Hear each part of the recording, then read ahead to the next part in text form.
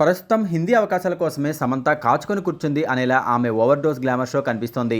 ఎప్పుడు గ్లామర్ కి ప్రాధాన్యత ఇచ్చే సమంత ఈ మధ్యన అది మరీ కాస్త ఎక్కువ చేసింది. టూ మచ్ గ్లామర్ తో ఫోటోషూట్స్ తో సోషల్ మీడియాలో రచ్చ చేస్తోంది. సౌత్ హీరోలు అవకాశం ఇచ్చేలా కనిపించడం లేదు. దాంతో సమంత ఫోకస్ బాలీవుడ్ పై పెట్టింది. ఇప్పటికే ఫ్యామిలీ మ్యాన్ 2 సిరీస్ తో హిట్ కొట్టిన సమంత సిటడెల్ సిరీస్ ని పూర్తి చేసింది. అయితే జవాన్ తో బిగ్గెస్ట్ బ్లాక్ బస్టర్ కొట్టిన షారుఖ్ ఖాన్ కూతురు ఇప్పుడు సుహానా ఖాన్ ని హీరోయిన్ గా లాంచ్ చేసేందుకు ఏర్పాట్లు చేస్తున్నారు. సుహానా హీరోయిన్ గా ఎంట్రీ ఇచ్చే చిత్రంలో తాను ఒక కీలక పాత్ర చేస్తే అది సుహానా కెరీర్ కి ప్లస్ అవుతుంది కాబట్టి అలాంటి ప్లాన్ లో ఉన్నాడు షారుఖ్. మరోపక్క డంకీ దర్శకుడు రాజ్ కుమార్ హీరాని షారుఖ్ తో మూవీ ప్లాన్ చేస్తున్నారు. ఈసారి రాజ్ కుమార్ యాక్షన్ ఎంటర్టైనర్ తో షారుఖ్ ని చూపించాలనుకుంటున్నారట. అందులోనే సమంతని హీరోయిన్ గా తీసుకుంటున్నారని.